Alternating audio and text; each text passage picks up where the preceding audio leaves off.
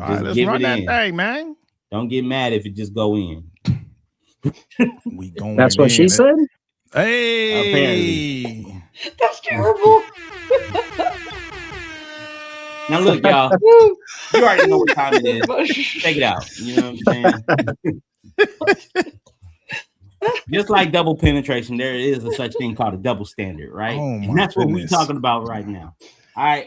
Welcome. What hell of a way to open You've up a never topic. joined us before for Technically Speaking. Hello. Welcome to the show. What's up, everybody? Happy motherfucking Monday. Yeah. that and 2 bags of chips. We got a lot going on today. We discussing a whole lot, man. you know what I'm saying? Everything apparently. from, you know what I'm saying, from like I said, double standards to job, you know, saying job losses, double entendres, all of that. You know what I'm saying? Ooh, but I like double entendres. The aspect of everything. When is it okay to do something that was done in the past that cancel culture wasn't alive, right?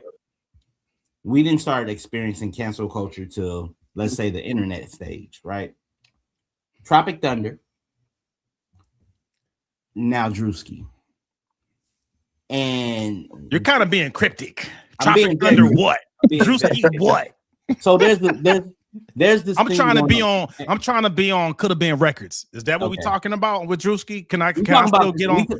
We talking about Druski. All right, so here we go. So here's the thing. Y'all got me grabbing my mic. So Druski went ahead and Druski is hosting the BET Awards, another trending topic you guys should know about. And he recently did a skit with Chris Rock as him being white-faced, so to speak, right? The people are a lot of people, especially back. This isn't the first time Druski did it, nor the second. I think this is the third or fourth, right? Because the first time he did it, he was like he was NASCAR, or whatever the case. NASCAR, yeah. But when what's the guy? The Logan Paul. Jake Paul. Logan Paul. Yeah, Logan Paul talked about doing it, right? Jake Paul, his brother did. Jake Paul. Okay. Yeah. One of the Paul kids, right? The Pauls, right? I don't know. I just know one got his jaw broken when he was fighting. The one who got his jaw broken. He went on Theo Von and he gave like a whole big discussion. You guys can check it out on Theo Von if you guys follow him at all. Yeah. But the question is, what's good for the goose isn't always good for the gander? See or no? Right? Bobby, go ahead, take the reins on it before I mess this thing up. Look, it's just a topic of conversation. You know, we were talking about just in the past offline, the four of us, you know, we often have different conversations inside of our chat talking about what different topics are we going to have. We want to make sure we're bringing in information, entertainment, but also staying relevant. And right now, this is something that's relevant. Druski did a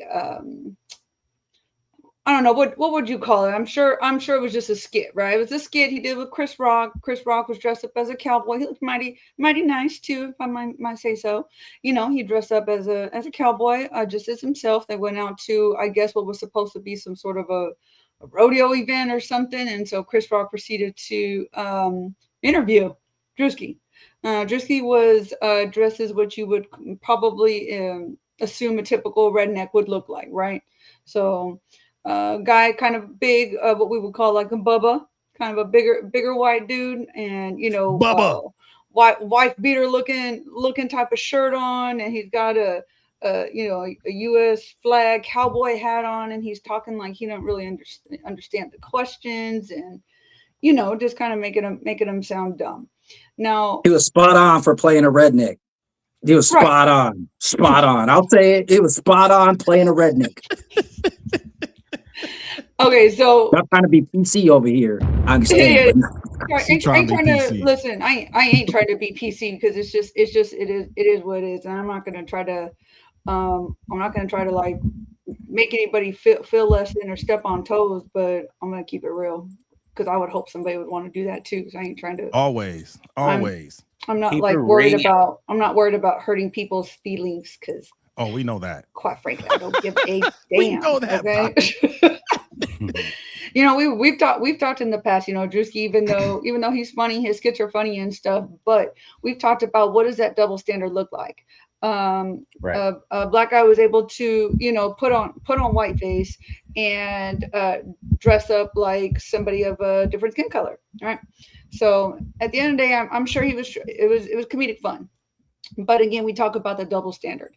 If today a white guy went out and he decided to dress up like Chris Rock and started to talk like Chris Rock and act like Chris Rock and his mannerisms, would he be canceled according to today's cancel culture? Would he be ousted? Would people try to get him fired from his job? Would people try to get his kids taken away from him? He'd be called racist, all sorts of things, right? And so this is kind of where that double standard looks.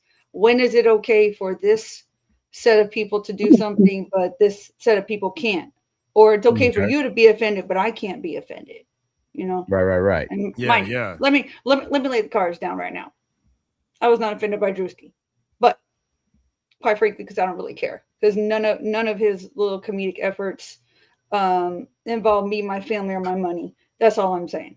Okay. It don't bother me. Not only that, but I'm not sitting over there on the internet talking about, oh, let me look for something to be offended by, like some dumbasses do, because they do. Right. Like, oh, that's funny. Right. You know what? I'm gonna be offended by this. Man, shut the hell up. Go get a job. Anyways, we'll talk about jobs a little bit later. All right. Hey, I see what you did there. Y'all funny. Oh, but that's the topic right now. Double standards. What does it look like? Is it okay for a black guy to put, to dress up in whiteface and act like, a old country boy doesn't understand what he's talking about versus, a white guy dressing up as a black man, impersonating different mannerisms and stuff, is what's okay and what's not okay. Fair question, man. Fair question. What you got? What you got to speak on it, Donald?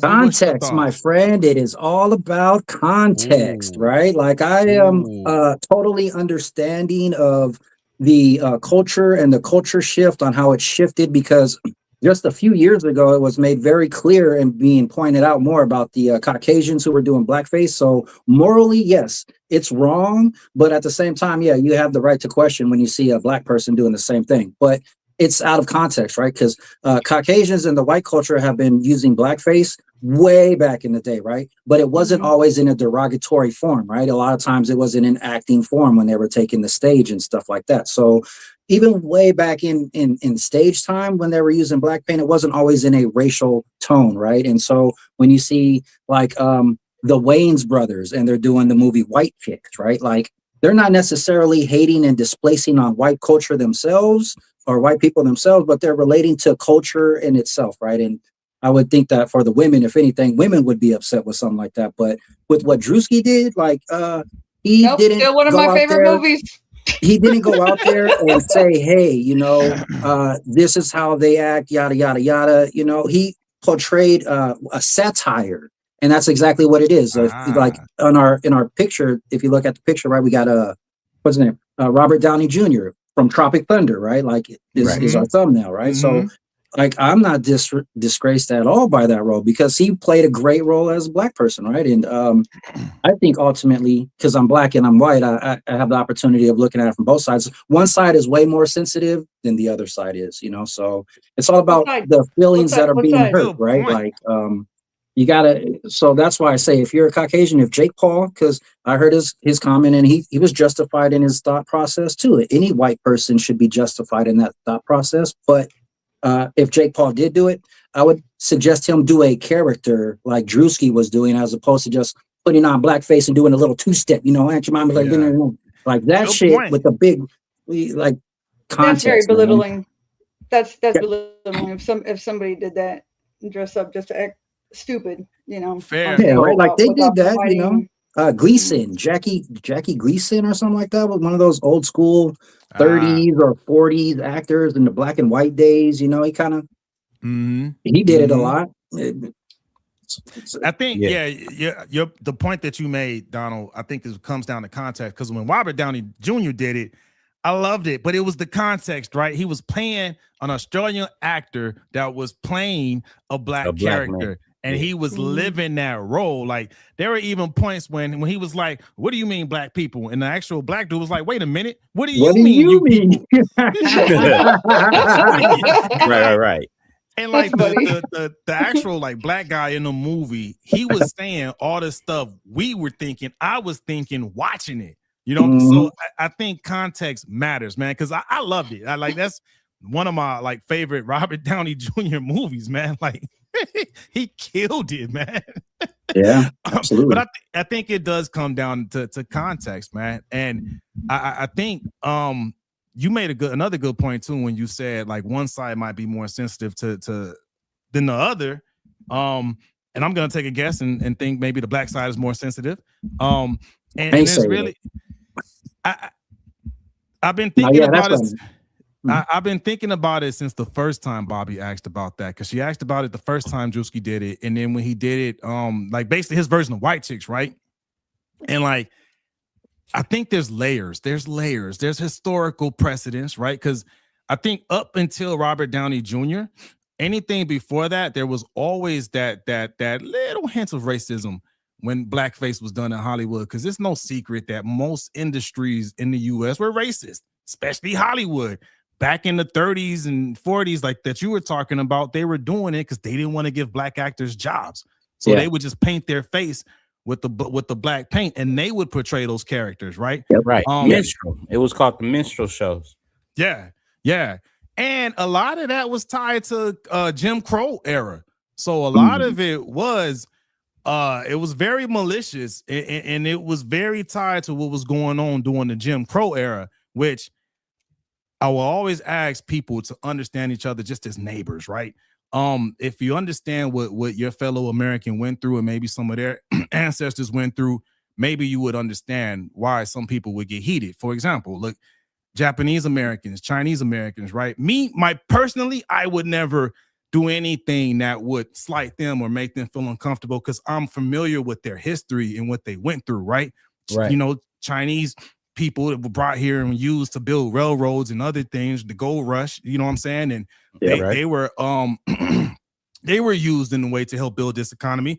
Japanese too. They were thrown in internment camps when World War II went down, right? So me personally, I just will try to have empathy and be like, hey, I understand. I can't understand what you went through if I didn't go through it, but I can empathize and be like, I'm not gonna touch that. That's just me personally. But I think when it comes to the black stuff and stuff that happened to black people, a lot of people are like, just get over it. Nah, bro. Nah, bro, we not getting over that. You know what I'm saying? Yeah. Because there's a lot of suppression that comes with that, bro. You know what I'm saying?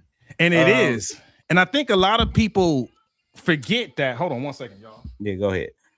Well, to your point, man, just until you get back on the mic, you're right. It's like there's certain things that we don't want to, we shy away from, right? Because of the fact that it could be deemed like icky. When I say icky, it's like, yeah, I don't want to be offensive, but in the same breath, it's like, you know what? I can understand your plight. Not saying I can relate, I can understand. Yeah. And I think that's what gets lost too. And I think a lot of people forget it's also part of it is a generational thing. Like our parents lived it. You know what I mean? Like my mom lived it. Like our parents grew up doing the civil rights movement. Like it was new. It was brand new. When my mom was born in 1964, it was brand new for minorities to have rights. The civil law passed the year before she was born. So she grew up in that. So a lot of our parents, grandparents, they still have that pain. It's like they have those traumatic experiences, right? And we see them live through those moments, just like a veteran who may have PTSD. They live those moments and they're living that trauma. It comes back, they get triggered. And we still have that generation that is fresh on their mind to that when they see something like that, they get triggered. And I think that part gets lost, right? And I think a lot of people are like, just get over it. It's not that bad. I don't think they understand the fact that you're asking someone with PTSD to just ignore their triggers. I think that's really what it comes down to. Well, can I ask you a question? How long does the person with PTSD pass on those triggers to their children and then their children's children and their children's children's children's children's children? Good point. I don't know. You need a mental health Well, no, I can professional tell you. for that. It depends. I have to be careful and recognize what my triggers are so that I don't um so that I don't cause additional trauma. It's just got to be some self-reflection that Right. happens, and unfortunately sometimes it happens a little bit too late.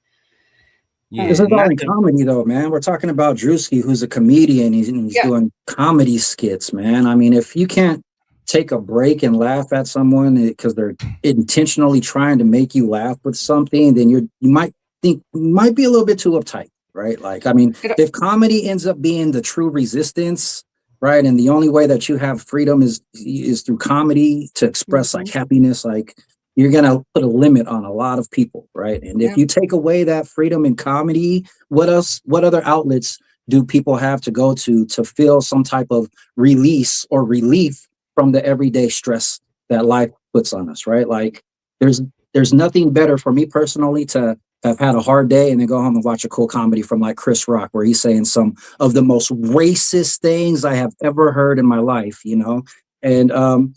And laugh my ass off about it. And at the same time, listen to a white comedian like, you know, I can't think of any of what Taj, there you go. Taj, what's his name? He did that show, Taj.0. You guys know who I'm talking about? Yeah, I remember Taj.0.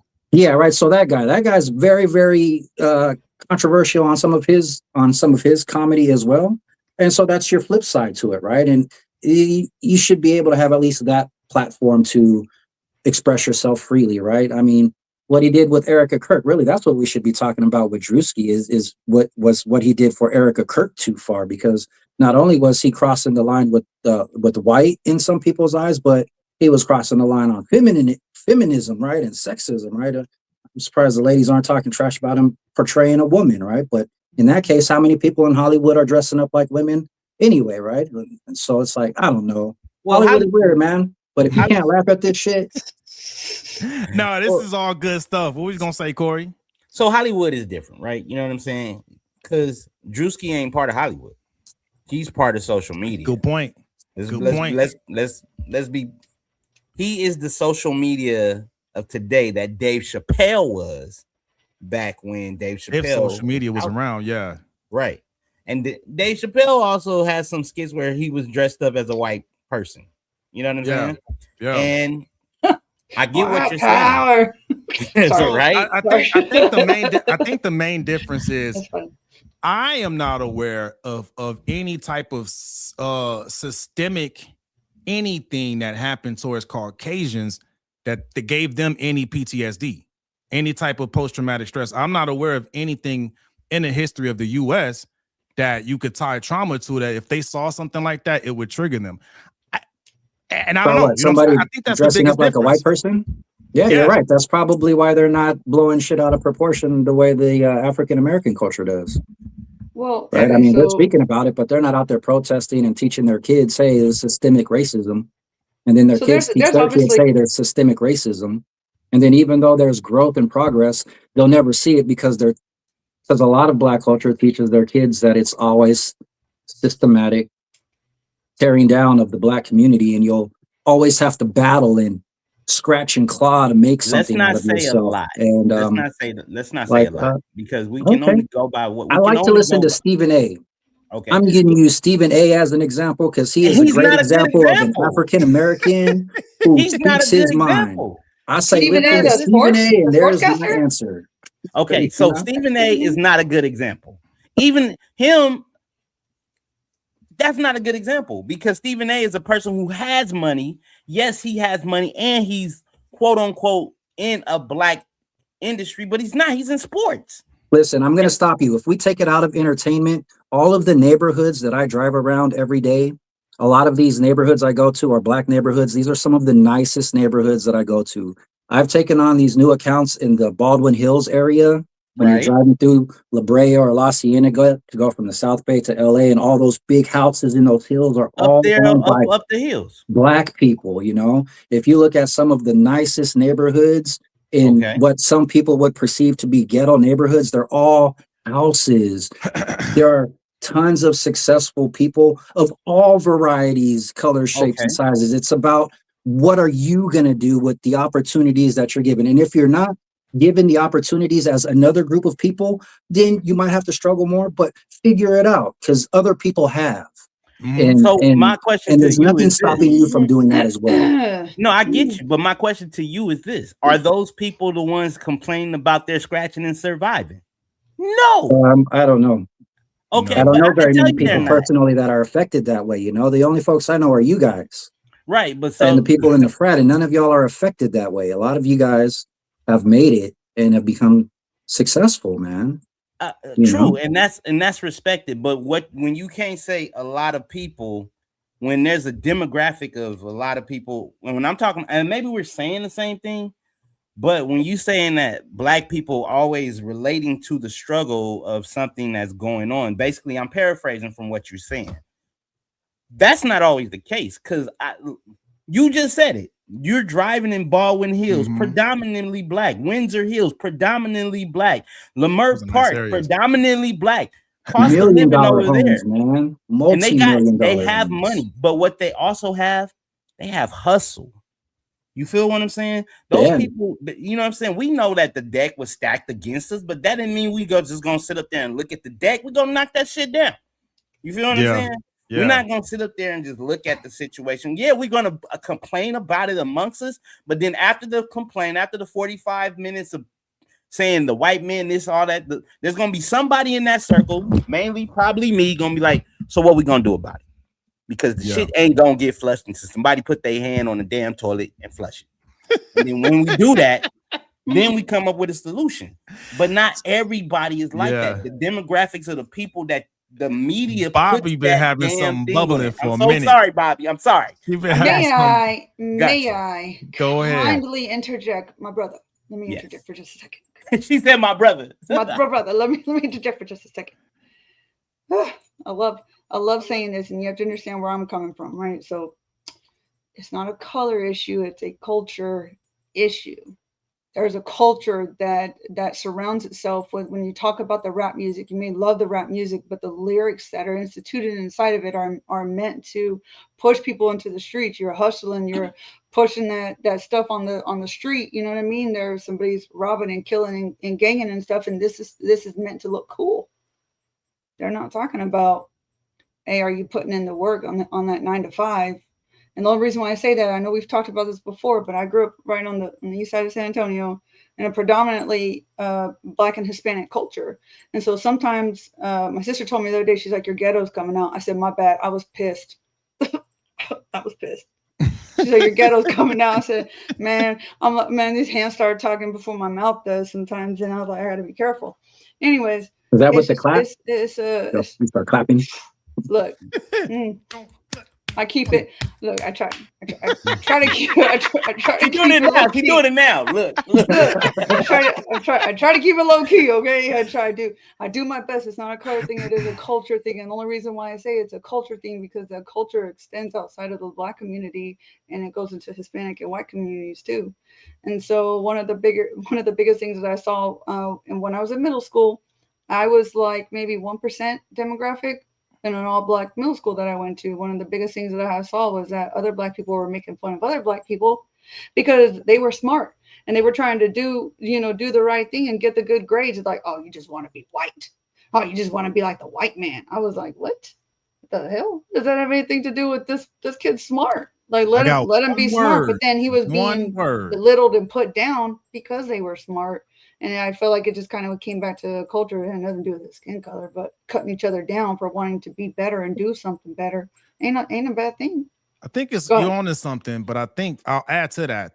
Yeah, it's culture, but it's the trauma that lives in that culture. Because if you really peel back the onion, at the root of it all is just trauma. That's just trauma being manifested on what you just said, right? Light skin versus dark skin, blah, blah, blah. That's just generations of trauma, man. Yeah.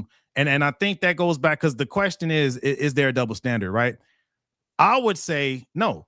And because no one ever gave me an answer on has there ever been anything traumatic in history against I meant the to say yes. Caucasian community, right?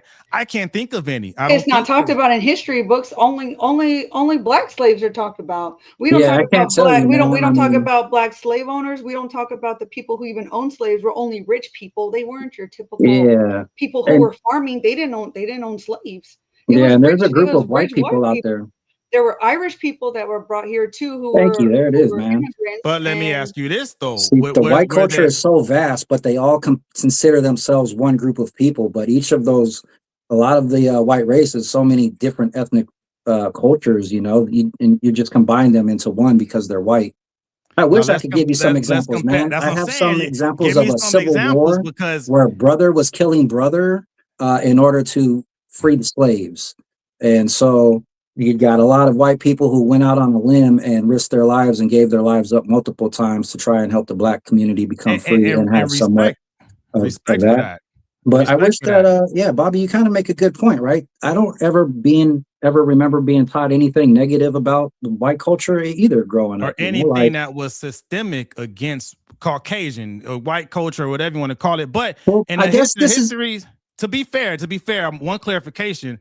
The history books don't just talk about black slaves. I brought up the Japanese experience, the Chinese experience. There, the Irish, the Jewish experience. Right, there are several different ethnic groups we learn about in history. Right, well, not all of them, but Native American. There are several. Like there's plenty of literature out there that will educate you on the systemic trauma that was done on different ethnic groups, not just black people. Right, but there are layers.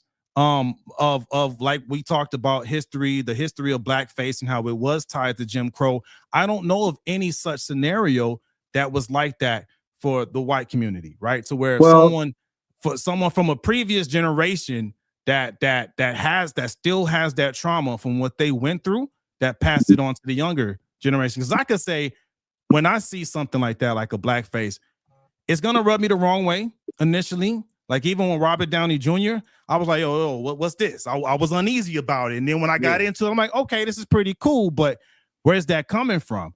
Like I personally didn't have any dealings or you know, with blackface. I wasn't around back then, right? But my parents and grandparents were. So I would say some of that trauma. Did they watch Tropic Thunder? Say what? Did they watch Tropic Thunder? I have no idea. No idea. I'm just curious. I'm like, Grandma, let me show you some of this. You tell me what you think about this.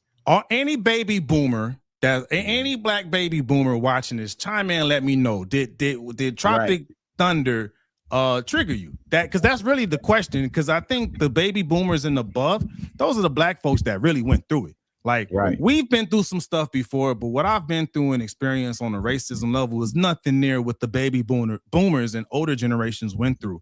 They lived that life. So I completely understand why. It's different for white people though, because they have two different levels too, man, right? Like if you look at the lower class and lower income whites versus the mid and higher income whites shit all over low income whites all the time, man. They call them white trash, trailer trash, this and that, right? So, and I'm not saying that that's equivalent to any other culture, but like there are just as many people in poor white neighborhoods that have no chance to get out, no hope either. And I'm not saying that they've been hated on, because nobody's going to come to America and hate on a white person, right? This is a white country, but ultimately all white people aren't the same here in America. There are tons of white people who get looked down on and shit on and spit on by the white man, just like every other culture does, because race is race, but it's ultimately class. There are just as many high class black folks that will shit on a low class black in a minute, just like white folks. And I'm sure, I don't know any Hispanics, but I'm pretty sure class works the same there as well. You know, if you're a shitty plumber, they're going to shit on you when they're at the cocktail parties talking about you. There's been stuff that's been perpetrated in mainstream media too. That's another difference too. And that's the thing that I'm asking, to where, has there been anything in mainstream media that was purposely malicious against the white community? But what type of trauma is that tied to? You know what I mean? I don't know, man. I thought it was all funny. So I didn't see any trauma. You know who blew that movie up and made that movie a success? White chicks. It was White people. Yeah. And they soundtrack. Making my ways downtown. Walking down. And they've been asking them to do the sequel. They talking about doing the sequel. But in my personal, like, I'm not invalidating anything what you're talking about, but I don't think there's anything tied to the history of traumatic experiences that has been perpetrated in mass media. It's not the same. I think Donald really hit the nail on the head though when it came to the class, because there's no other perfect example than what he just said. There's, we know that in the elite class, there's plenty of black people in the elite class that will shit all over a lower income person. I dig that, but the question is there a double standard versus whiteface and blackface? So I think that's a different discussion. From your point of view, no, there's no double standard because nobody will ever be able to discredit the white culture in America. But that's because America is a white. And so why would they disparage themselves in any way? And if you really look at the media and you're talking about the media is not all Caucasian. The media is Jewish. So if you really want to look at Hollywood, you're looking at the wrong group of people. You're looking and trying to classify white Christians. Those are his own views. That is not the views of technically speaking. Let me disclaim. Oh, they're not. Oh, okay. I was like, go Donald. Not the views of technically speaking. No, that's my views. That's the Millennial Nation worldwide. There you go. Tune in Millennial Nation worldwide to hear more. Technically speaking, Donald be speaking them facts. But that's who runs Hollywood, in my opinion, right? So I believe personally, you're blaming the wrong group of people if you're talking about Hollywood, because the Hebrew people don't consider themselves white; they consider themselves Jewish. And that's what distinctly separates them from white culture. I can't tell. Well, you just got to study their culture, man. Read the Bible. So let's go back to what let's go back to what the original question was. I think we veered off course a lot. Yeah. It's okay. What about the guy who wears white versus white face? Because what about the guy who wears black paint at the party? Because that's what it really is. That's what we should be talking about. It's the person who goes to a party wearing blackface. The office party where people are coming in and wearing blackface is where I think people should take offense, as opposed to someone not tasteful at all doing a comedy skit, right? Right. To be honest, I feel like we're a couple of generations away, because I think us, the Zennials, we're that in between generation to where we saw the pain and suffering of the baby boomers the Gen X and above. Gen X felt some of that too. Mostly baby boomers, I think. The silent keepers. The silent generation, yeah, and the great generation. They lived it. The black people from those generations lived all of that. The Zennials, I think we were coming out to where, okay, civil rights was now about 20 years had been around, right? So people were like, you know what? Maybe we shouldn't just kill black people for no reason. You know what I mean? Like it was starting to become a thing, right? It's cool not to kill black people anymore just for no reason, right? Yeah. We're that generation, the Zennials. But I think that since we're so close to that trauma, we understand and we feel it, and there will be some kind of outrage if someone like a Jake Paul did do blackface, he gonna hear some words, right? But it's because of we're not that far removed from that. But I think maybe a couple of generations from here, maybe times will be better. Maybe some of the systemic racism will be rooted out even more, because we're not there yet. It's still here. Like we're not that far away from redlining. You know what I mean? With the whole double standard thing, like let's say like with Druski's skit that he did with Chris Rock, right? So he came out talking and acting and dressing and looking like a Bubba, right? So he did that. What if Jake Paul came out and said, "Hey man, I know that you're trying to be funny, but I find that a little bit offensive." What would the black community do? Tell them to sit down and shut the F up? I don't think so. I think a lot of people I absolutely do. I think a lot of people would say, help us understand why that is offensive.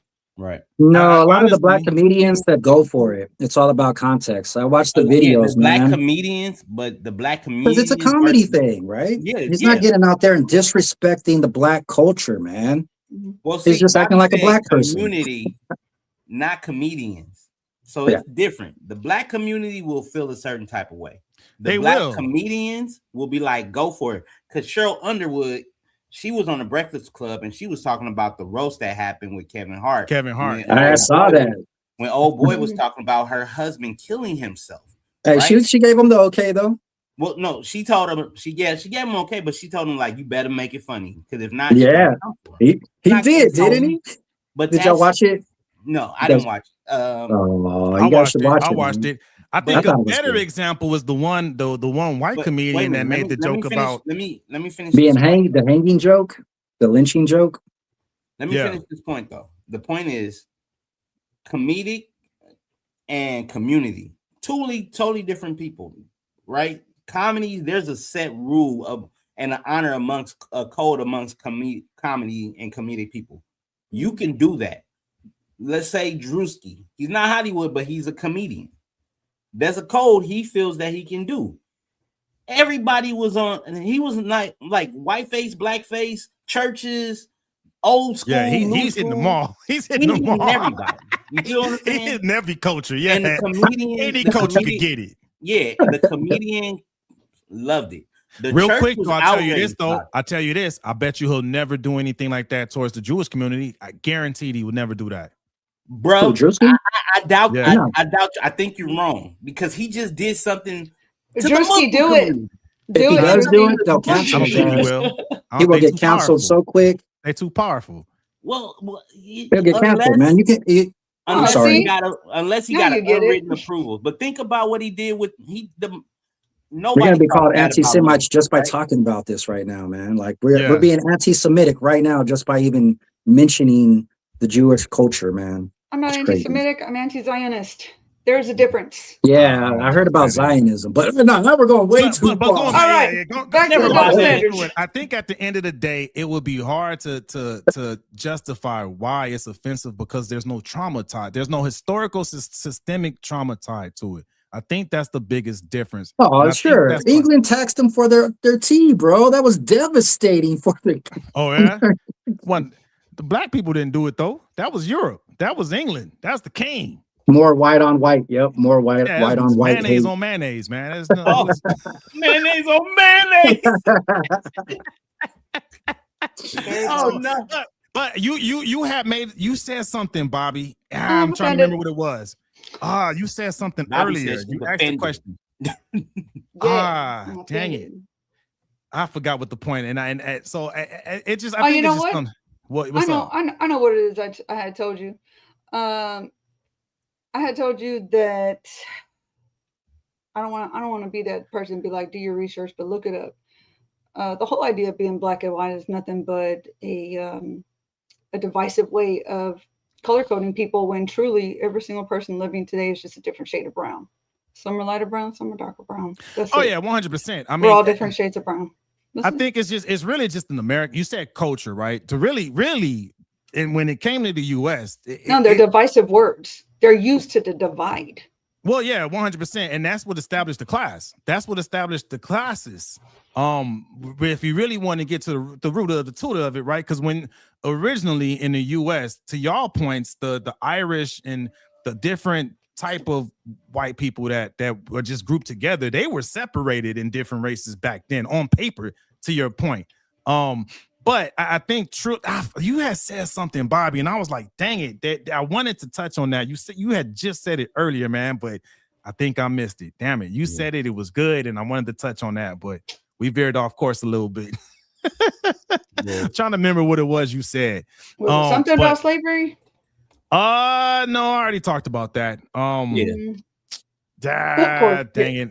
I lost it. It's hard for me to accept the premise that there hasn't been growth because being half black and half white, I'm kind of proof of the growth in itself, you know. And what you talking it's about? kind of hard for me because, like, you know, being half black and half white, you can kind of see how I'm torn on this whole entire conversation in itself because I got one half that views it a certain way and another half that views it a different way, and I'm stuck in the middle, having to choose a side. Which side do I believe in? Which side am I going to follow, man? And it's difficult. Think you have to choose a side. I honestly think it's just you could be for me in this situation because I feel like I do. If I say something negative towards the black community, I don't the think black community is going to tear me down. You guys already did it tonight. If I said something negative about the white community, then I'm talking about my mom, and you know it's not necessarily the same because my mom's not the way other cultures perceive white people, you know, and so it's really hard to just accept a lot of the things that I know a lot of other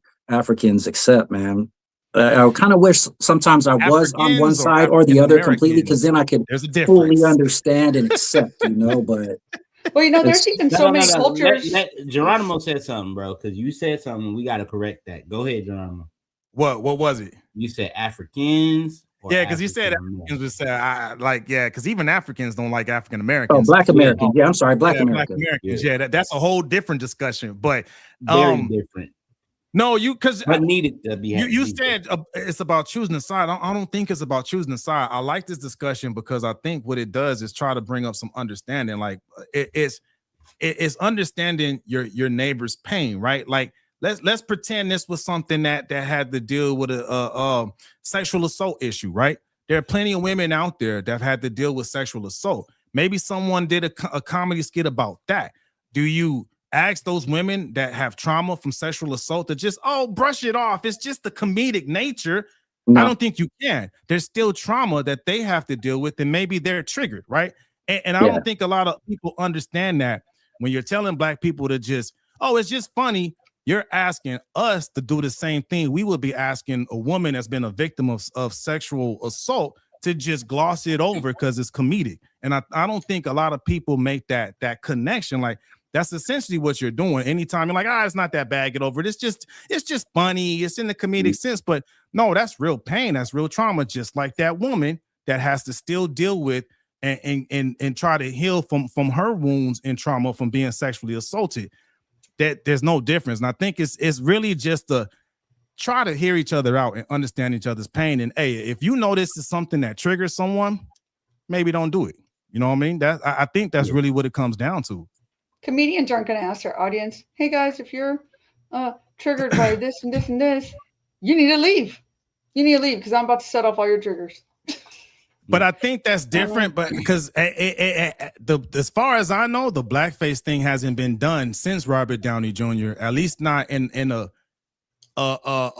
highly accepted platform. Well, but that's I think because it's because of the obvious reasons. Well, what are those obvious reasons? The whole systemic trauma, the historic it's more value, than that too. Jim Crow, all of that. Ultimately, it's also the liberalism also has exposed the most light and has backed the Black community the most in calling out the white community when they've done blackface. That now not only do they not do it in Hollywood, but people aren't even allowed to do it at parties anymore. So even though it's not a law for white people to do blackface, it's a moral law and an ethical law that you will get torn down as a white person if you ever do blackface. And that started about 4 or 5 years ago. And I think, I don't know if that's when Tropic Thunder happened, but I remember a lot of the movements that were happening around blackface was because normal people in society were having pictures exposed of them doing blackface in some way or another. And it was a hot button and they rode the wave. And so, yeah, you don't have to worry, Geronimo. You will never see a white person doing blackface ever again, bro, because it's morally and ethically wrong in the white community now. So, just saying. But what I don't want to get missed is the pain, right? Like I like that journey you just took, but again, I feel like that brushes off the real pain and trauma that was done to a lot of people, generations, right? But like you said, hopefully it will not be like that in future generations, because we got to stop it at some point and stop stoking it. Agree, but again, I don't think you could put a time limit on it. Just like I don't think you would ask a female that's been a victim of sexual assault to put a time on when she needs to heal from that. You could for some though, right? I think maybe you're right. It's an individual thing. I don't know it's about an acceptance thing. I don't know about that. Like you can't tell. I'll put myself out there. I'll put myself out there. I was molested as a child, right? And it took me a long time to accept that and even say that, right? And saying it after I was able to say it and accept it, it was a freeing thing, right? So being able to have that out there in the open and letting people know that I suffered too, it kind of brings a certain level of peace. And some people do obtain that more than others. But if you are a person who can never let go, and more importantly, you're teaching other people and instilling in future generations to never let go, then they'll never be able to fully grow. Because just like a Japanese person who will never forgive what happened to them when they were placed in internment camps, right? Like if they continued to teach their children white America is against you, and then they would probably stifle themselves, right? And I have a group of Japanese friends, and a lot of them haven't been hindered. They don't hold America and blame America for what happened to their parents and their grandparents. They've moved on. Maybe it's because they got paid, though. Maybe if you got reparations, they did get paid. They did get reparations. But even if you got money, it wouldn't change what happened. You would just have money. I will say this: the teaspoon of sugar that helps the medicine go down. That's all I'm saying. Mary Poppins taught me that. But let me ask you this though. Even and I'm sorry that happened to you, man. I gotta and thanks. It happens to 1 out of 4 people. I'm not alone. So, but I would also ask, didn't you have to heal on your own time though? Couldn't no one put a time stamp on? Hey, you need to heal by August 31st, 2028. You know what I mean? I didn't have like close people to resort to. The only person I had was my mom. So if I had a dad, I probably would have had more confidence in going to my dad and tell my dad what happened. But because I had watched my mom get punched in the nose and have her nose broken by a man when I went and told her that a white guy called me the N-word, and she went to defend me when I told her that a guy called me the N-word and he punched her in the nose, that I decided that I wasn't going to bring any more drama to my mama. And so I kept that one on my own. And it wasn't, the sad thing is it kind of troubled me a little bit too, because a lot of high school, I grew up wondering like, man, I was molested. Am I homosexual? Right. It made me have those thoughts in high school. Right. And even in my 20s. But like when I thought about it, I'm like, am I attracted to men? No, I'm not attracted to men, and I think that was at the point where I was able to like talk about it because there was no embarrassment and there was like acceptance. Like, you know what? This happened. I got accepted, and the first person I told was my mom. But you still had I probably should have told her earlier, time, right? No one could dictate the amount of time it was going to take you to heal. But it's about who was close. If I had someone who had gone through it and was like my parent, or I could go in that. Or if it happened to my parent and I understood it, I could learn it. I could teach it to my kid, and my kid could teach it to their kid. But at some point, I would hope that my grandchildren wouldn't be afraid the way I was, or the way my mom would have been. And thinking, I'm afraid to go to the bathroom on my own because I might be attacked or something. But I still think even if you had additional people that you could go to, I still think you would still heal in your own time. I don't think you could put, a time limit on it. And then also too, if you compound that by hundreds of years of that conditioning, it's gonna take some time to stop. Like maybe, and that's why I pointed out the generational impact of it too, because it is generational. Like I don't think the millennials or Gen Zs get as offended as say us, the Zennials, and before, right? I think there is a generational tag to it too, right? Because again, obviously, as a Zennial black man, I didn't go through what a baby boomer went through, or the greater generation, or the silent generation, not even Gen X. I wasn't around back then, but I can only imagine the pain that they still have because of what they went through. I went through some of it. I've been harassed by cops, and I was doing the right thing at everybody's point of, we know the chips are stacked against us. So what are you going to do? I joined the military. I got my bachelor's degree. I got my master's degree. I got all these cybersecurity certifications. I worked in cybersecurity. I got my top secret clearance, and I still got harassed by the cops.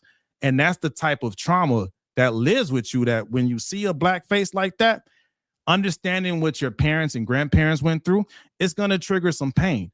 I don't know that when, let's say, Druski does that there's systemic stuff there that's going to trigger a white person like that. I don't know if there's cops that will harass a white person when they pull them over, right? I don't know that. That's not my experience. Can I play Angel's Advocate on this? Plays Angel's Advocate. You don't know because you're not white. And that's why I'm asking. That's why I could tell you when Druski did the redneck, if I were from the South, I would have been a little offended. But it was only because of how spot on he was, right? Like from the tan lines to the overalls, like spitting. He nailed it for satire, man. He was on point, man. And to be fair, I love Robert Downey Jr. when he did his. So listen, not everybody's like that. Even in the United States, there's cultures within the United States. Like if you come and hang out with like some white people here in San Antonio, you're not gonna really see people like that. And we're in the South, but it's not like that and stuff. But you kind of try to represent what I think people from the North think that people from the South are like, and that ain't true. Who Druski? Yeah, because it kind of took out like an entire piece of the population, made it seem like everybody from the South, and the way he was looking with his messed up beard and his U.S. cowboy hat on, all stupid looking and stuff. And now like, we're talking about the Druski guy, commercial. You know what I mean? Hey, Like, to be fair, Texas is not the deep South. I done been in the deep South where you see some of that. I'm not saying it's not there, man. I've been to Alabama, Mississippi, and That's Louisiana, right. I was Georgia thinking too, Alabama man. and I've been Mississippi. all through the South. I seen some stuff. I'm like, hey, no, you're the reason why. And I'll ask again.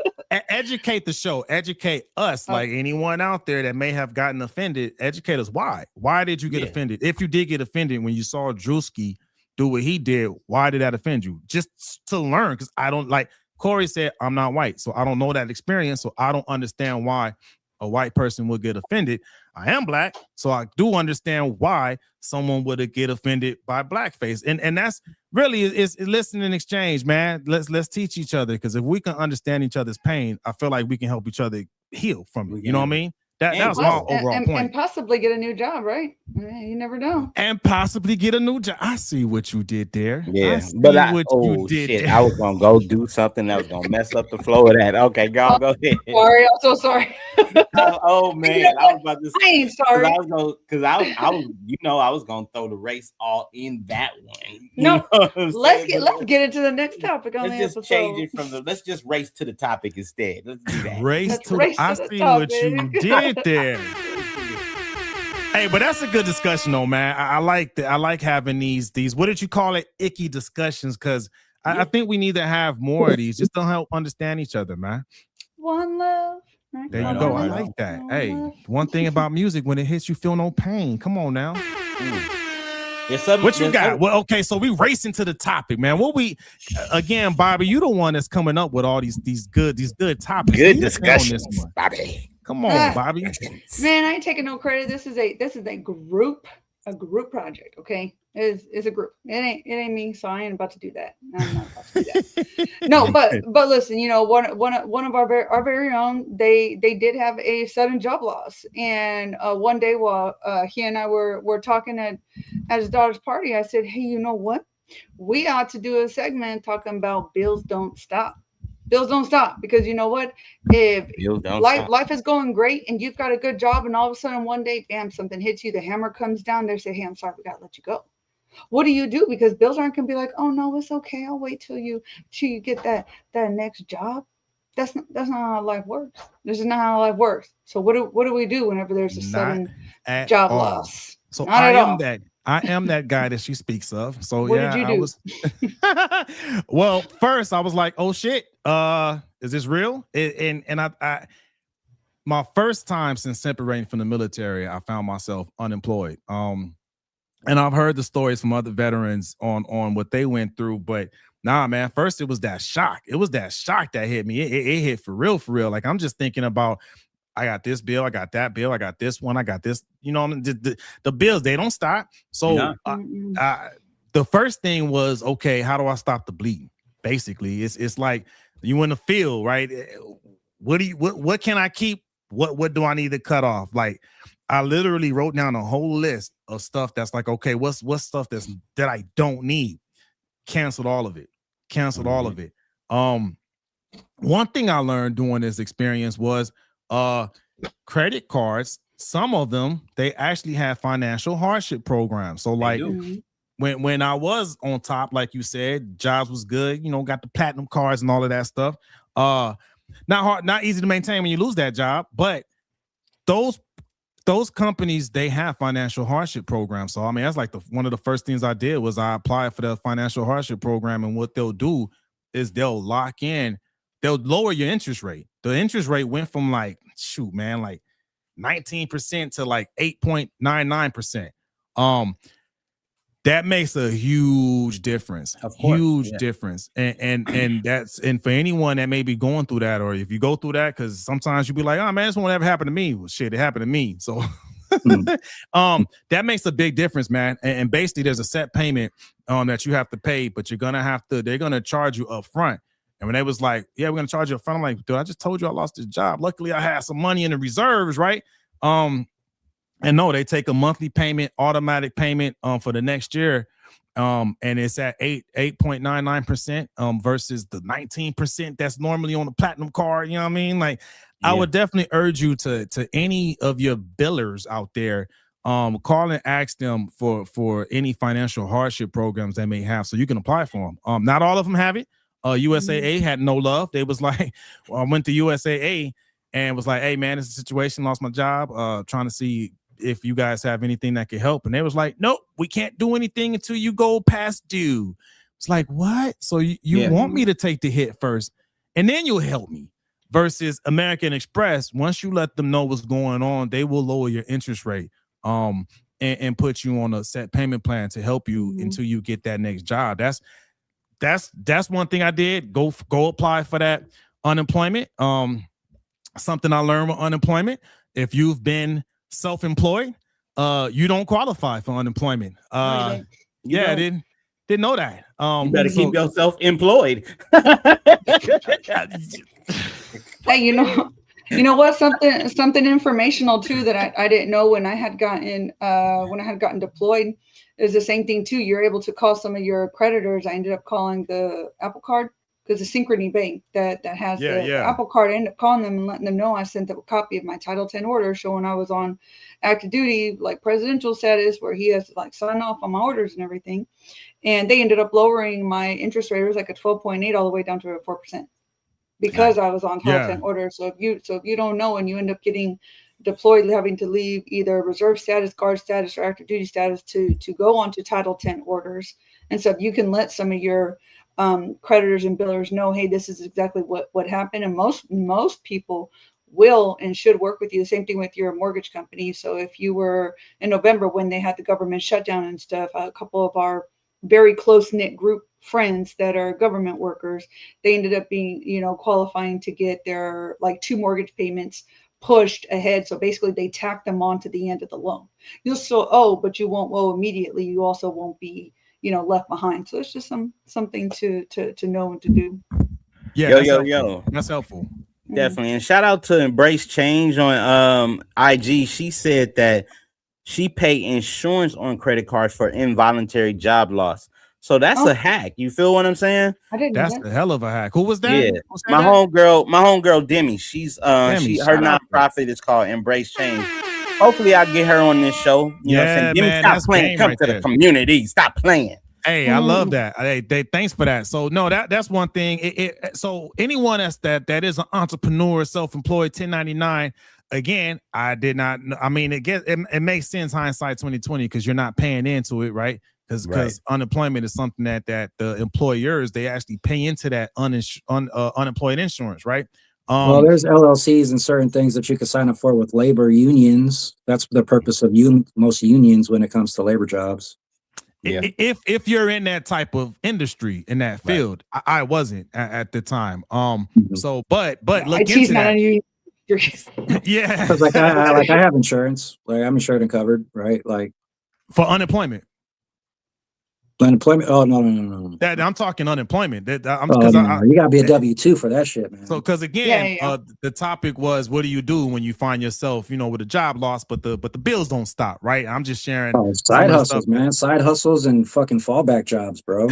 Even every time I've lost my job and had the opportunity to get on unemployment, I'm not one of those guys that wanted to get on unemployment. Right now, I didn't have extreme responsibilities that required me to file for unemployment. I was just a guy who's like, fuck it, I'm gonna go flip pizzas, right? And then get a job flipping pizzas for a little while and shit, right? Like, I sometimes wish I would have taken advantage of unemployment, but at the same time, like, doesn't that come out of like your money at the end of your retirement also and stuff like that? How does that work? Can you explain it? That's what I was explaining. The employers actually pay into unemployment insurance. The companies pay for that.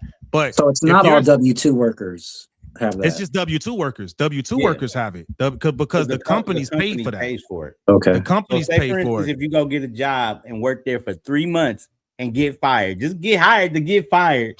you can collect that unemployment, and they may kick you back from. I got a buddy. He was on unemployment. He rode that motherfucker for a long time. 1 year. He was unemployed for like a year and a half. He could have got a job if he wanted Hold to. on first. I want to know what type of unemployment you're talking about, because here in Texas they only give you a portion of what you make. Yeah, I don't know how that works. You just get a portion. So, hold on, real quick. I want to get this point out for the 1099ers out there, that the entrepreneurs and the hustlers.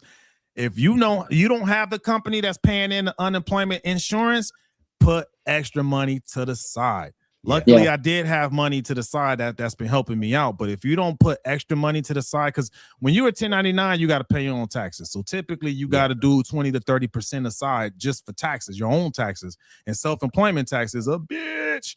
But then I would also say maybe at least 10% aside, because if let's say you things run dry, you won't be able to apply for unemployment. And then for someone like me, I transitioned from a 1099 to a W-2 at the end of the year. So it just so happens when I went to apply for unemployment, I didn't have enough quarters as a W-2 to qualify. So that's something else to be aware of too. Like, let's just say you transition from being a 1099 to a W-2. You got to understand how your state laws work and know like what quarters, how many quarters you have to have as a W-2 to qualify for unemployment. So that stuff I knew you could use, you feel me? Like that's because I didn't know that, because they came back was like, nope, come back next quarter and you might qualify. So I'm like, ew, if you trying to make plans, with unemployment, but you were self-employed for part of the year, you might need to rethink that, man. You need to go out there and hustle like Donald was talking about. No, for real. There's a Financial Peace University, Dave Ramsey. I would suggest that to everybody. His first step is you need $1,000 in the bank for emergency funds in case any emergency happens, no matter what, period. You need at least $1,000 in the bank, because an emergency could happen out of anywhere, and you need to have the cash available. Nah, for real. Cash is better because it's no interest on cash. Right. Yeah. Hey. So $1,000 in the bank, and then 6 months worth of living expenses. 6 months worth of That's what I was about to say. I'm boring. I listen to Dave Ramsey all the time. My husband's like, what did Dave Ramsey tell you today? He changed my life, man. Let me talk to you about the snowball method. Let me show you what we're gonna do. We're about to pay off debt. He's like, man, you and paying off debt. My husband and I are very different. I'm a saver. Never have a credit He's card, a spender. man. He's over here like, I swear, if I see Jesus coming back, I'm gonna be pissed that you got. Man, boy, be quiet. Yeah, like you're about to go get a mansion in heaven. Over here wondering about what we got going on in the bank account. Boy, get out of here. It just depends on your personality type, right? Because I've done the Dave Ramsey's, I've done the Robert Kiyosaki programs and stuff like that. Different ends of the spectrum, right? Because some will say save for the rainy day. Some will say have multiple streams of income for the rainy day. It depends on you. If you can. Not everyone is built to go get multiple streams of income. So those people might need to be the savers, and vice versa. Some people are not the best savers. So maybe they need to have multiple streams of income. Like there's not a one size fits all. That's been my journey that's showing me is know who you are, now know how you're built and move accordingly. If you're that type that can have multiple streams of income set up and you lose one, no biggie, because you already got other streams of income that can backfill that. But if you're not that tight, then you need to stack your paper like Bobbi does and just be born and stack it up. Let me go ahead and say this. Don't come after me for the hustle. You said you were born. I do stack my paper because I'm afraid, because I grew up poor. I didn't have anything growing up. Okay. I didn't. And I don't. And that spins it back to what we were talking about earlier, the like trauma, a traumatic experience. The trauma. Yep. That goes back to that. I didn't have clothes, trauma. I didn't have shoes, and now my kids got way too damn many clothes and shoes. But that's because I didn't have that, and I knew what that felt like, and I didn't want them to feel like little Bobbi felt. You know what I mean? We ain't about to go there because that's gonna make me sad. So to your point, right? So real quick, Corey, let me get this off because it ties in with her. So this was like a little a mini instance of trauma. Like I'm moving. I just got a job. Just started today. Got a new job. You know what I'm saying? You got to get where we at? Come on now. There we go. Yeah. No, but I'm moving way differently now because now I'm like, okay, hey, anybody can get touched. This ain't guaranteed. So nothing guaranteed, bro. Nah. Death is guaranteed. Well, say what? Yeah. And taxes. Yeah. Guaranteed we gonna die. And taxes. But you know what I'm saying? But I'm moving differently now. Like Right. I got a whole I'm saving way more money this type around. I am a W-2, so at least I know if shit hits the fan again, I can't qualify for unemployment. There you go. That's right. There you go. What was you gonna say, Corey? But I was gonna say, also know your money laws, right? You know what I'm saying? If you're gonna be independent, you know, like if you own a business like an LLC, and if you're making a certain amount of money, know the taxes, right?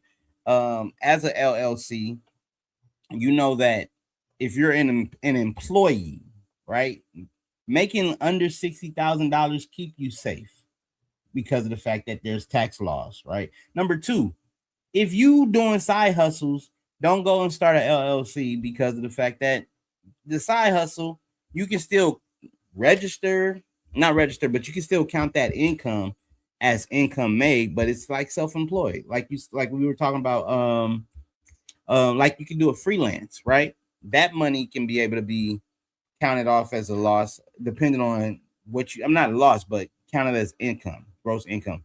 It won't count towards a W-2. So you won't get counted like we were talking about. You won't be able to get unemployment off of it.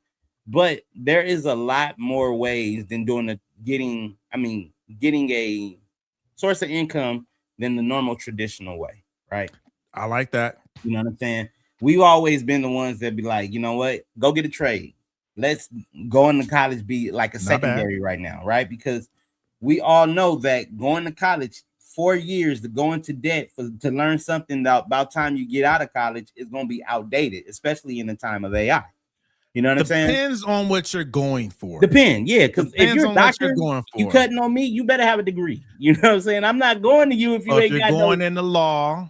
Yeah. Like or you're going in any type of science. Because I don't want to just, undersell college. It still has its benefits and value in some cases.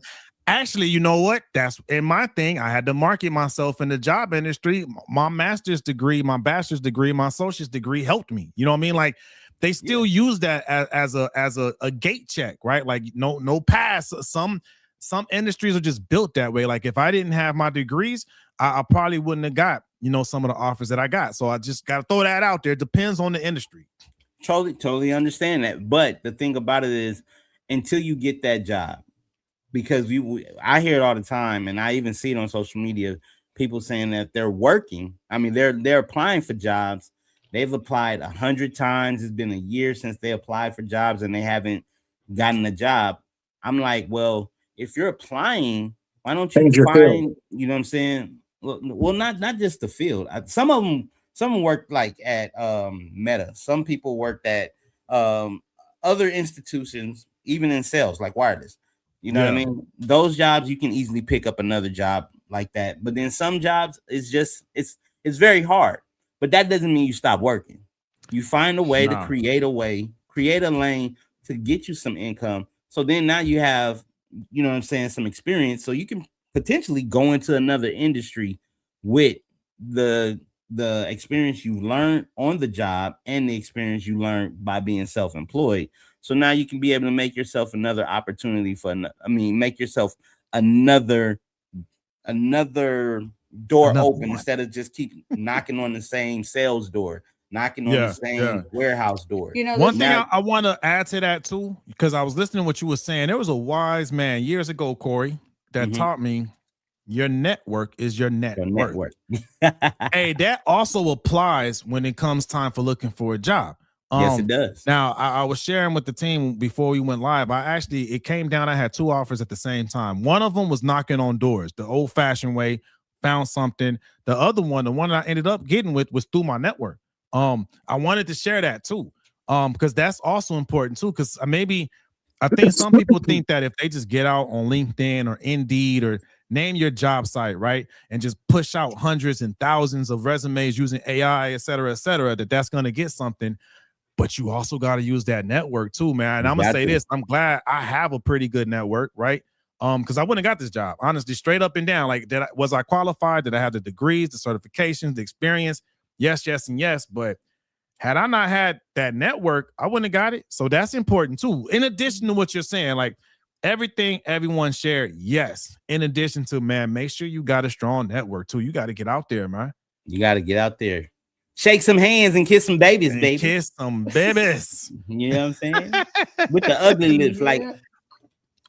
There's been some changes here in the Lopez household.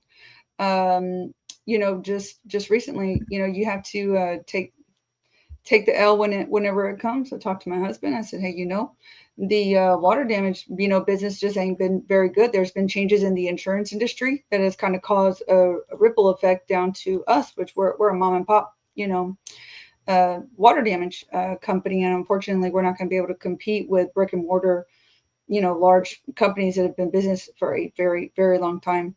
And so I said, well, what are we going to do? My husband said, oh, I'm glad you asked. Because he always got something up his sleeve. Look, my husband is top notch. He is the smartest person I've probably ever met in my life. He's always got something up his sleeve, but it's not a bad thing. It's a good thing. God has definitely blessed him with so many skills. Yes, he has beautiful hair. My husband's very long black hair. Swear he's Native American. He says he's not, but he refuses to take a test to check.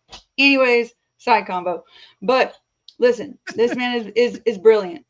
He's been like welding as a hobby for a while. Well, 3 months ago, he actually went to school through a program, you know, offered through the city of San Antonio, and he'll be graduating in September with a welding certification. So he's moving into like a trade. Well, because of his skills and his intellect, he already got a welding job. He got a welding job a month ago. Yeah, I was gonna say, didn't he just get a job? You said, yeah, he did. Yeah, hell yeah. Hey, Val, let me hold something, man. Let me hold something. I got a job now. I can pay you back. You are not holding none of ours. I can't hold nothing down. Did you just hear the enforcer speak? I do not control the money. I merely manage it. Okay. So, damn. He has been working from 8 to 5 and going to school from 6 to 10:30 and stuff. And so, you know, what happens is whenever those things happen, you know, we have to, I'm not going to say he had a sudden job loss, but there was a sudden change in the income stream. Yeah. So we had to figure something out, you know, what was going to happen. Mm-hmm. And so thankfully he already kind of had a plan. And so, you know, as not just a regular wife, but as a great wife, I had to come beside him and support him. And he asked me, how do you feel about me doing this? And I said, well, it depends. Is it going to cut into our time? And it does, obviously, because I don't get to see him very much. I got to see him I didn't get to see him today, but I won't get to see him tomorrow either. I won't see him for the rest of the week. Okay, but listen, I'm going to still hold it down for as a good wife, because I get off of work at 3. This is what we do, right? I get off of work at 3. I'm at the house by 3:45. As soon as I come inside my door, I'm checking on the kids. I'm you know, shaking babies and kissing hands, and I get straight to cooking. And don't shake the babies. Don't shake the babies. They're older babies, so their brains are developed. They're good. I'm just kidding. Calm down. Like, my youngest is 7, all right. But no, you know what I mean. I make sure everybody gets their bestos and everything. And so I come in. I immediately start cooking and stuff, and I get his dinner prepped. And thankfully, his new job is only 10 minutes from the house. Wow. So I meet him down the street, actually, at our church, because he has to pass our church before he goes out onto the highway. So I meet him there in the church. I make sure I have a hot dinner ready for him, because he's already sweaty from work and everything, and going straight from work into over there. You know, I get to see him for 4 or 5 minutes and stuff. And so make sure that he gets taken care of. But, you know, at the end of the day, everything really does take a village. And it's not a pat on, it's not a pat on my back. I just know, what my place is in our home, and there ain't nothing wrong with that. You can deal with whatever feminist crap you want to, but we ain't touching that. I think it's okay to pat your back. You can pat yourself on the back. It's okay. It is always going to be, because that's what we do. We work hand in hand. We're partners in this. Ain't no 50-50. We are both putting in 110% for each. So I got to take care of the home, take care of the kids, pay the bills, manage the finances, and make sure everything is good, so that he can come home and have his peace. You know what I mean? So that's also important, making sure that the man's he got clean clothes and that he's ready to be successful for his next date. That includes packing lunches and just continue to kind of love each other through that process, because it's not going to be a long time. It's just going to be a season of life. Yeah. So ladies, I would encourage you, as a lady, if you are happen to be in that position, I do encourage you to come alongside your husband or your partner, your boyfriend, whatever that situation looks like for you, and be the support that they need in order for them to be successful. Because we all want our men to be good providers. We want them to make decent money. I don't ask that you make a lot of money. I just ask that you make some money. You know what I mean? But that's just my heart and my 2 cents coming from a wife. I hope somewhere that touched you. But listen, everything is possible. Turn that hobby into your true hustle. You know what I mean? Go from the hobby to the hustle. Hey, and I think that's what Corey was kind of alluding to, right? Because he the man of many hustles that he can turn and flip into to revenue generating type hustles, right? And I think that's what you were getting to, right, Corey? Yeah, man. The thing about it is, it's like we all have untapped revenue sources inside of us. You know what I'm saying? Like Don, Dr. Poole. He has his pool cleaning services, right? But I bet you if he was walking around Home Depot or any pool supply place, somebody asked him like, "Hey man, what's the type of I got this new pool. How do I clean it?" He can go right off the bat of his head and just tell him like, "Look, you need to get this type of solution, this. Don't get this one." And then he can explain it to him in detail right off the head. That is correct. Right? Yes, absolutely. He is 100% correct. Exactly. So with that being said, correct. And so what that did was Don just created an opportunity to reach everyone in the pool company. That's Core, by the way. That's the name of my business. Hey. And what I'm saying is, now Don has the capability to put that video up on YouTube and share with so many people that thousands of pool companies may start going to his video, and guess what? He ended up becoming a partner in the YouTube space, and then get monetized for what? Talking about what he know. Bobbi, she does the things that she do. She knows how to make a house feel like a home. Dude, I've been saying she needs to have some type of classes, teach these women, because man. Boom. And then she gets up on this YouTube platform, teach people how to do it from A to Z, 1, 2, 3. And guess what? She gets hundreds of thousands of women to follow her, and then boom, she gets part of this YouTube partner program. Boom. I just got to say one thing real quick, Corey. There's a reason why he's choosing Texas. You just gotta throw that out there. Yeah. She knows what's up. Okay, so well, yeah. Do you know Corey? Oh man, but he's you know what I'm saying? Texas, I can tell. Okay, well, yeah. Let me get back on your horizon, sir. Okay, I will. You know what I'm saying? And I'll get back onto that. Maybe we can use that for next topic. But then there's you, Geronimo, right? You know what I'm saying? Anybody can talk to you about what?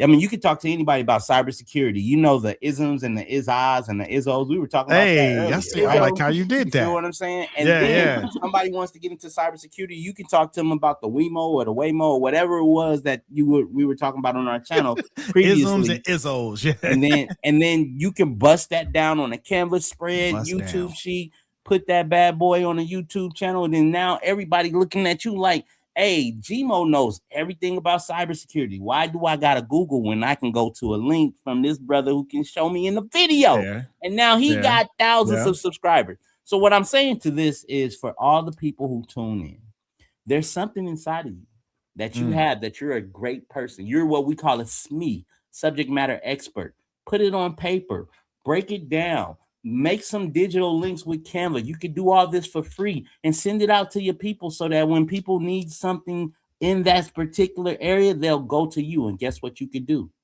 Charge them consulting fee. And guess what? If you are unemployed, they may show some more pity on you and pay you extra. Like, I know you ain't got no money, so let me slide you $100 for that info you just gave me. And you only spend 25 minutes. Yeah. And think about it. You do 25 minutes 10 times, and that's 100. 100 times 25. It's that $2,500 you done made by just giving 250 minutes of your time. That's all I'm just. No, I like that. And with all the AI tools and stuff there, man, choose your poison, right? You can, as long as you have the knowledge here, you can just use your tool to help facilitate that, right? I'm with that, man. Yeah. I'm actually internalizing that because that's part of my plan. I can't help it, man. Like, I'm on guard now. I got to protect my neck. I do have something else that I have learned with my previous experience, previous jobs, where I'm creating some systems and stuff, and I'm having conversations with companies to get some stuff going. Just, I'm the type, I want to have some additional revenue streams just in case, because man, no, I like that though. That's all good stuff, man. Also too, sometimes what I learned is you might just have to do what you're good at. I was trying to get out of cybersecurity. Didn't want to do cybersecurity anymore. Wanted to go more into acquisitions, but I just don't have that. I got some acquisition experience, but I'm not a SME in it, but I am in cybersecurity, and that's where I got hired. So sometimes you just got to do what you got to do. Maybe do what Corey was talking about. The moment I told the team, hey man, I just got laid off. Donald was like, hey man, get you a pressure washer, get out there, start washing you some cars. He was giving me all kind of stuff. Like, man, you better get out there and start hustling. Hustling. I'm a hustler, baby. All good advice. Maybe you need to go to school like Val and get certified in something and use a job placement program. There's too many ways to get it, to not get it. You know what I mean? So like Bobby said, Val was already doing welding. He did it as a hobby. You feel what I'm saying? Boom. Now Val gonna probably be teaching people how to do welding in a year or so. I can see it. He already is. He said the teacher stepped out several times and he was already showing the class how to use the torches. You know, the thing about welding, that's one of those jobs that AI is not going to take away, because a lot of the jobs we're talking about right now, there probably won't be as many existent. Like I'm hearing projections that it's going to be the labor unions and the labor workers who will be the ones who will continue to have jobs when AI takes over, right? So but their bosses will be AI. Oh yeah, right. Like I gotta follow the skimmer app, right? But even though they make vacuums that clean people's swimming pools, you still gotta add chemicals into that shit. You still gotta clean a filter, you know. And so there are just certain things that a robot just can't do, man. Can't do. I got a final thought on that. Because when I used to teach IT classes to young adults that were trying to get into their first IT job, back then I was telling them, hey, find something that's pandemic proof, something that's recession proof. But then when AI came, I started saying it needs to be recession proof, pandemic proof, AI proof. From my previous experience, it needs to be pandemic proof, recession proof, AI proof, and politics proof. Because part of what caused me to be in my position was just the political environment. Look for that. I will say that. Make sure whatever you're trying to do is recession proof, pandemic proof, AI proof, and politics proof, if possible. That's my final thought on that. To your point, Donald, when you said that, I'm like, ooh, yeah, those things you got to think about, man, for real. Yeah, and just to add to that, you know, lean onto your hustle. Things that you know you naturally good at, like you said, Geronimo, lean into that. You know, lean into it. Don't try to be a baker when you're a barber. Hey, you'll burn the house down. Don't be a baker when you're a barber. Good point. Yeah. And like how he was good at welding. Val, he's good at welding. So I mean, he's doing the damn thing. He does plumbing, electrician stuff, HVAC. He replaced whole things in our whole HVAC unit. We don't even got to call anybody. He's just like, nope, found the panel, burnt fuse, got it. Oh shit. Well, I'm about to call y'all right now, and I'm not asking for a handout. I'll pay.